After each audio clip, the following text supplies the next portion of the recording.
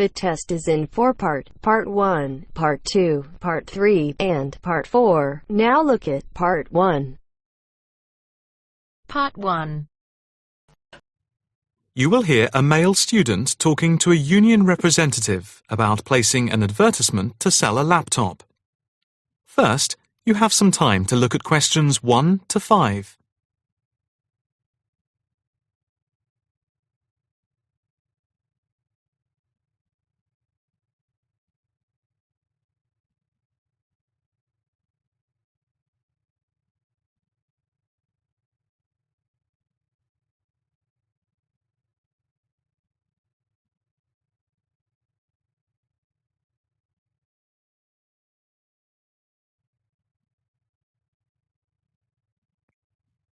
Now the test will begin. You should answer the questions as you listen, because you will not hear the recording a second time. Listen carefully and answer questions 1 to 5. Hi, I'm Debbie. How can I help? Hi, my name's David. I'm just looking to place an advertisement on the main union notice board to sell a laptop and a few accessories if that's possible. Sure, that's not a problem. I take it you are a member of the Students' Union? Yes, I am. Right then. I'll just get a form up. And as there is no one around and it looks as if it's going to be quiet for a while, I'll just type the details straight into the computer for you. Thanks very much. No problem. Shall we just title it Laptop for Sale? Yeah, okay. Can you describe it generally?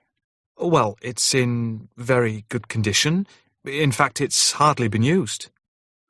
Why are you selling it, if I may ask? Well, I've got another one which is much lighter, and I don't really need two. I see. What weight is the one you're selling? It's 3.5 kilograms. That is heavy these days. Can you give more details about the one you want to sell? Right. Well, it's an Allegro, and it's got all the latest programs. Okay. What about the memory? The memory is only 0.5 gigabytes. And what about the screen size and the other features? Oh, well, the screen is, well, let's see, it's 37.5 centimetres with a standard size keyboard and a touchpad. But I've got a cordless mouse that I can put in with it if necessary. Well, some people don't like using a touchpad. What about ports or holes for attaching things to the laptop? It's got 2 ports. More modern laptops have more than 2 ports for all the extra attachments. They do. Let's see, what else is important? Oh yeah, the battery lasts for 2.5 hours, which is okay, but not enough for long train journeys. But one thing is that it's not wireless. Right, okay, not wireless. Before you hear the rest of the conversation, you have some time to look at questions 6 to 10.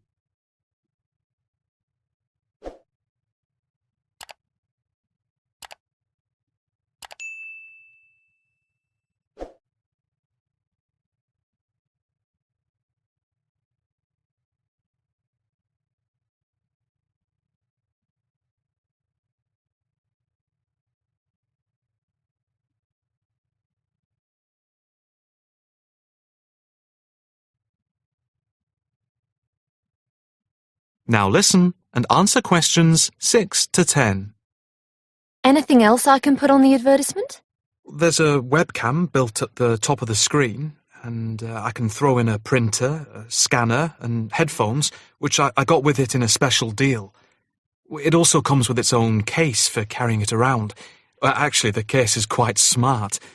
I'm hoping these things will help it sell. They should do. Right, I think I've got all that. How much do you want for it? That I'm not sure about. It's worth about £900 to £1,000 new. Yeah, but you won't get that much if it's used, and even if it's in good condition. What about £500? I doubt if you'd get as much as that. More like £200 or £300. If you look at the notice board, there is one on there which is comparable to yours, and it's not more than about £250, I think. As little as that? I'm afraid so. Shall we say £300? OK, put that. Can I take some contact details for the advert? The name's David Bristow. Bristow.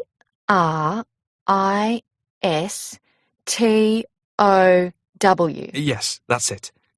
And a mobile or email? Both, if you want. It's DIB7791@hotmail.com. Okay, and the mobile? That's 09875 423387.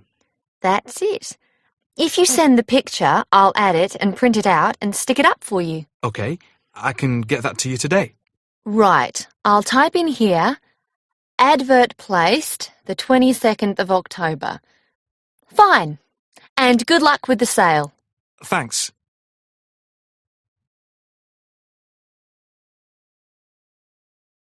That is the end of part 1. You now have half a minute to check your answers.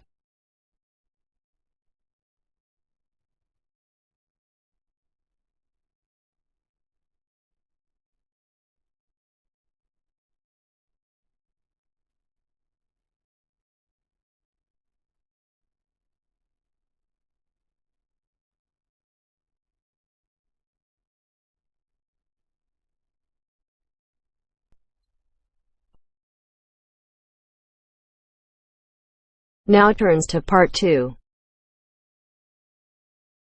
Part 2. You will hear a conversation between a student and an accommodation officer. First, look at questions 11 to 14.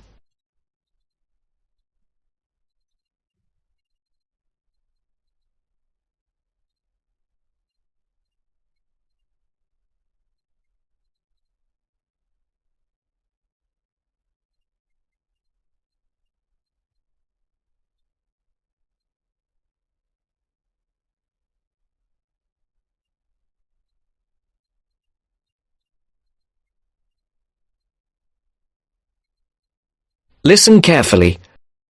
Well, you have left things a bit late.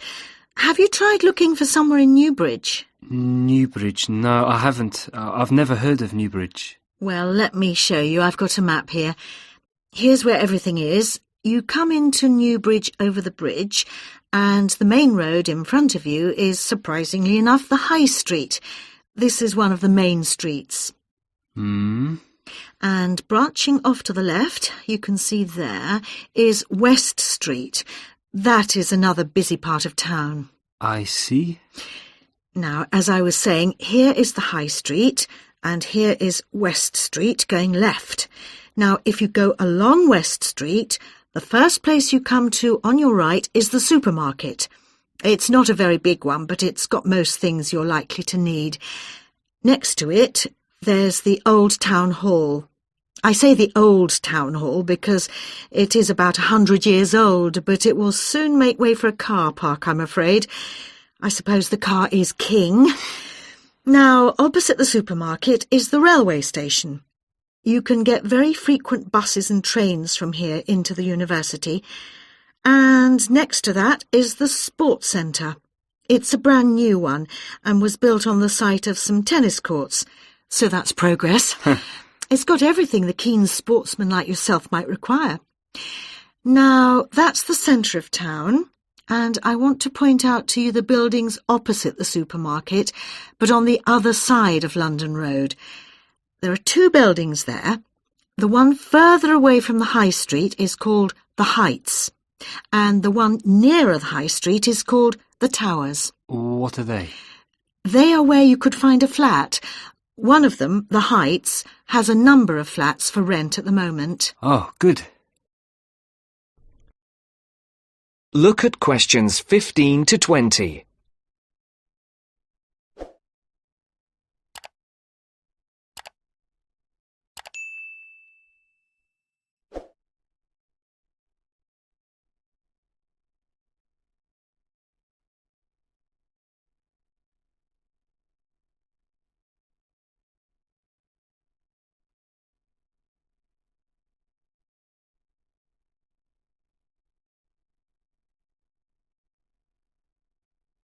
You will now listen to the second part of the talk.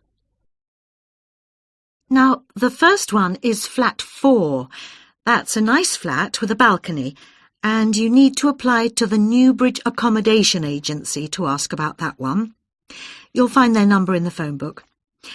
Number 6 is another nice one which has been empty for a while, and you can ring the owner directly, I think. Yes, I've got her number written here. There it is. Right, thank you. Good. Now, number 8 is a re-advertisement. What do you mean? Well, it did have a tenant, but now it is for rent again, so I'd like to ask about that one. Leave it with me and I'll look into it for you. Then we can talk about it when I've got more information. Okay. Are there others in this block? Yes, there's number 10. Now, this one's a bit strange. It's advertised with an agency as well as privately in the local paper. Normally, if it's advertised through an agency, you shouldn't really go behind the agency and go directly to the owner. But on this occasion, I suggest you just answer the advert here in the newspaper, which the owner has obviously put in. Okay. Finally, there is number 14. This is with the New Start agency. This is an agency started by the girl who was my assistant here, and she left to make money for herself, so she's not my favourite person. But I'm afraid I would have to advise you to go through the agency anyway. Again, their number is in the phone book. All right, is that something for you to be starting with? That's great. But what kind of place is Newbridge? It's a nice place. It was developed about 100 years ago, really for people who worked in the factories around there. They were clothing factories and everyone worked in them, men, women, boys and girls. Then, when the factories closed down, things got very difficult for the town. There was a huge amount of unemployment until a few years ago when, in the telecoms boom, a company making mobile phones started up. I think your phone was made in Newbridge. And now this company employs most of the people in the town. There are new housing estates on the edge of the town, but they're mostly occupied by young families, and there isn't much student accommodation there. Most flats and so on are in the centre. That sounds good. Well, let me know how you get on. Yes, of course. Thank you. Bye. Bye. That is the end of part 2. You now have half a minute to check your answers.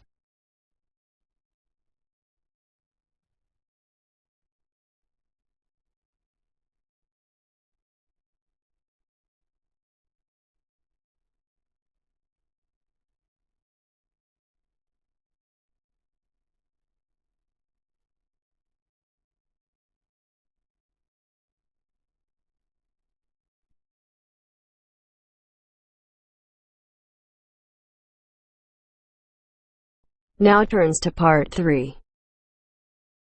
Part 3. You'll hear a conversation between Astrid and Henry about the lecture they've just heard. First, you have some time to look at questions 21 to 24.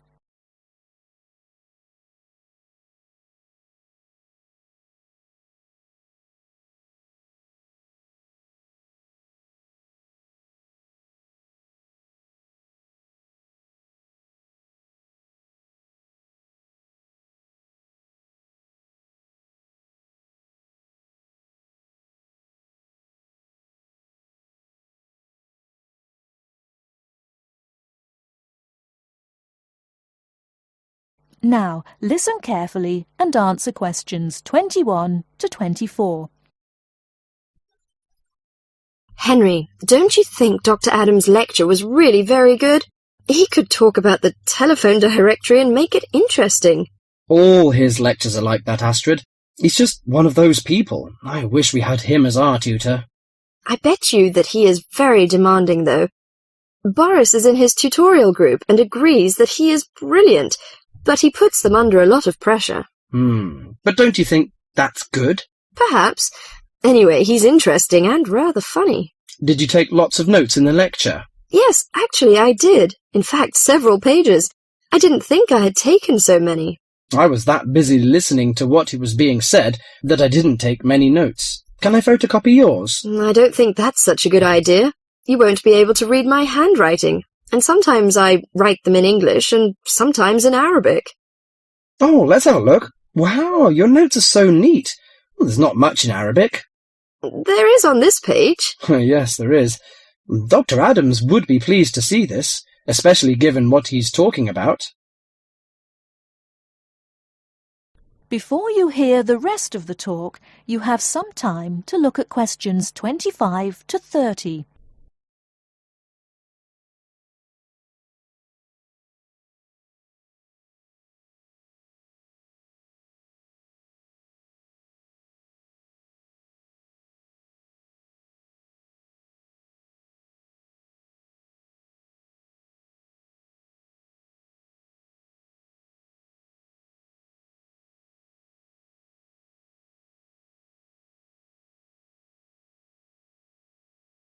Now listen and answer questions 25 to 30. Don't you keep careful notes? Sometimes. It depends on the lecture. I don't think I'll forget Adams's lecture today, but some of the details will fade. I type up everything afterwards, so you can have a copy then, and you can fill in anything I've missed. I'm not so good on the broader concepts. I'm better when it comes to detail. Just what Adams was talking about. Well, I am definitely a detail person. I need to have everything written down before I can get the concepts clear in my head. And I am the complete opposite. I find all the detail clutters up my mind, and I get very frustrated, which was just what he was on about. He mentioned a book he had written. He mentioned several. The one on space and the individual. Yes, called My Space. It's on the book list. So it is. I think I'll get that out of the library, or get my own copy. Did you get what he said about spatial awareness? I didn't really.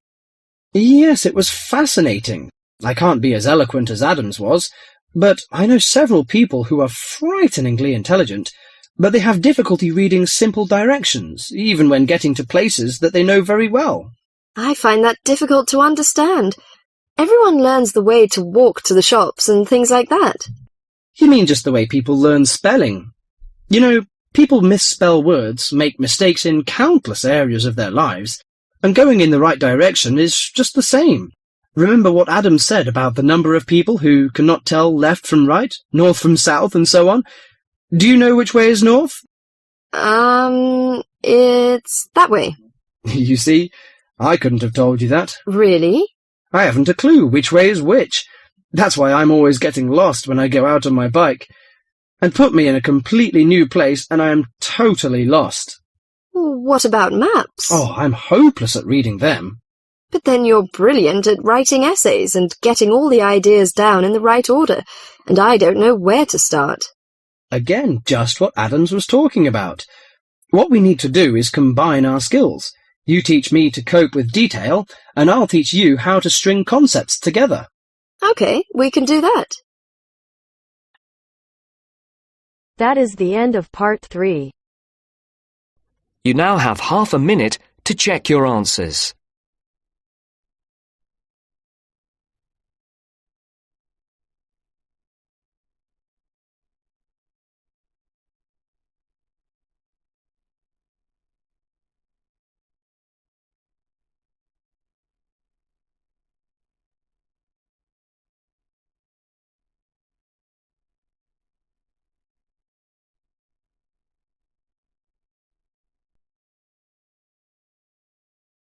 Now turns to part 4.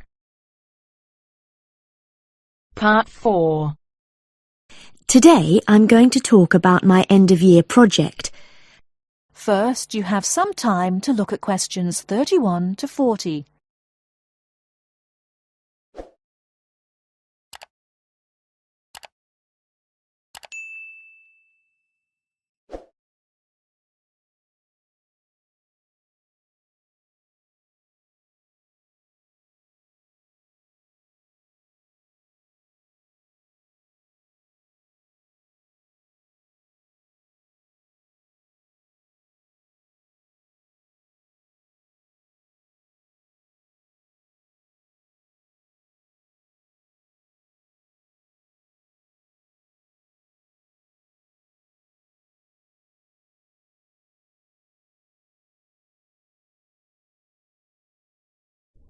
Now listen carefully and answer questions 31 to 40. Good morning. Today I'm going to talk about my end-of-year project. I wanted to find out why men and women tend to perform at different levels in particular sports. Let me start by explaining why I chose this subject. Now, as some of you may know, I'm an enthusiastic long-distance runner myself, but I have never felt particularly worried about the fact that I usually finish several minutes behind my male counterparts. How it all started was when a first-year student approached me because he'd read an article about why women swimmers never compete successfully with men and wondered if I could look into the issue in regard to running. My tutor confirmed that a lot of interesting research had been done on this issue, and also I knew that whatever I found out was likely to be useful in training programs I run at a local girls' school. So, I started doing some preliminary reading, and what I found out was a mixture of the expected and the unexpected. It didn't come as all that much of a surprise to learn that male runners have more muscle and women more fat, and this accounts for most of the difference in sports performance between men and women. This is normally caused by differences in hormones. A male hormone, testosterone, builds muscle, whereas a female hormone, estrogen, causes fat to accumulate. Of course, this was something that we learnt about very early on in sports science. But then I began reading about the nature of muscle, and this is where I found something that did surprise me. Men and women have exactly the same type of muscle fibers, which means that they are capable of fuel burning at the same rate. I was also reading some very interesting research on differences between the average height of men and women. We all know, of course, that men are much taller on average than women, but what this means is that women actually work much harder because they have to take a lot more strides to cover the same distance. I hadn't understood that before I read this research. So, I set up my own small-scale research project to investigate some of these points and a few others. I asked for men and women volunteers from the university running club, and I timed their speed in a race. Then I worked out proportions by dividing a person's running time by their height. And what I found was that by this measure, men were only slightly ahead of the women. For my second experiment, I put weights on the men's shoulders, so that the men and women would have the same height-to-weight ratio. I found that under these conditions, the women actually ran faster than the men. In my last experiment, I decided to look at what is called elasticity, by measuring how high the men and women could jump. And I found that my male and female participants had equal levels of jump power. That is the end of part 4. You now have half a minute to check your answers.